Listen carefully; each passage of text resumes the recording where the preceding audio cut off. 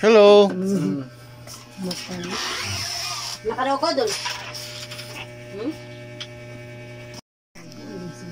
Ayan mga kamaster, sabi ng ating customer, kahit ilagay natin dito sa low cool at high pan, minsan nawawala yung lamig.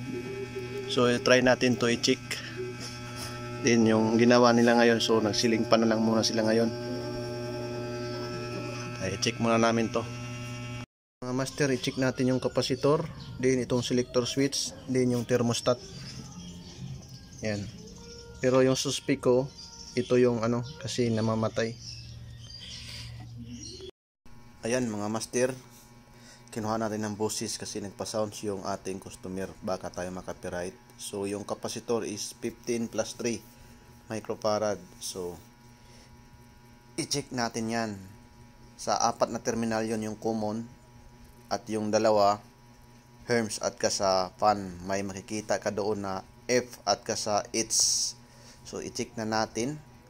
Then yung black sa common, then yung isa doon sa fan. So may nakuha tayo na 2.9 doon. Doon naman tayo sa herms, dapat may makuha tayo na 15. So ayan, 14.5. So nakuha lang siya kunti pero okay pa. Next, i-check natin yung thermostat. Dapat may buffer siya. Ayan, so okay naman. Then i-check natin yung selector switch, kasi ang problema nito is lumalamig siya, minsan nawawala, minsan meron. Ayan mga master, try natin to palitan, kasi minsan malamig, minsan nawawala yung lamig.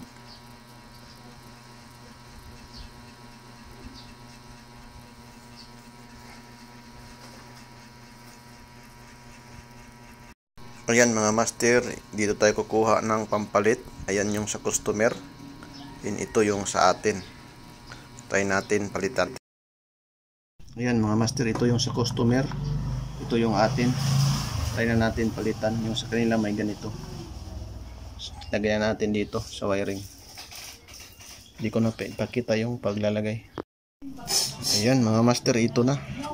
Palitan na natin. Try na natin to paandarin. Basta bago baklasin, picturean nyo lang kung hindi kayo marunong magsunod para hindi kayo malito. Ayan mga master, sinaksa ko na. Then try na natin. Ayan, nakalupan yan. Then umanda na siya. Antayin natin yung lamig ko, kung lalamig ba to. Then i-high pa naman natin.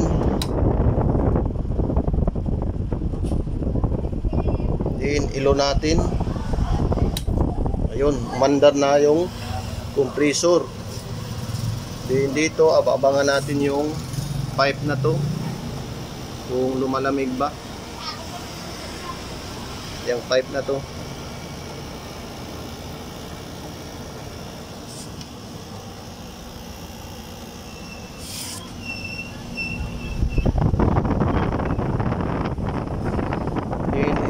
Natin.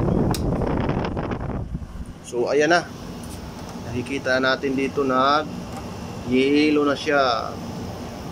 Yan, yung tubo na yan,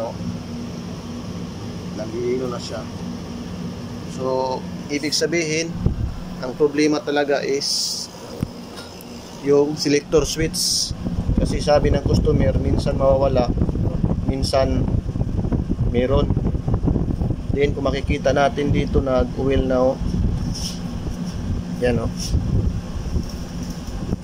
So ayan, kung bago pa lang kayo sa aking channel, please subscribe, pahit ng notification bell para laging updated kayo sa video na i-upload ko. Ayan, sana may natutunan kayo kung paano to i-repair at i-check. So ayan mga master, hanggang dito na lang yung video. Peace out.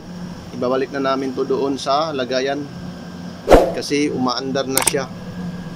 Dito pag sinilik nila, hindi umandar, minsan umandar hanggang na mawala, tapos babalik. So ito lang yung problema. Ayan, so ibig sabihin good na to kasi nag-moisture na yung tubo. Kanina nag-yelo ito.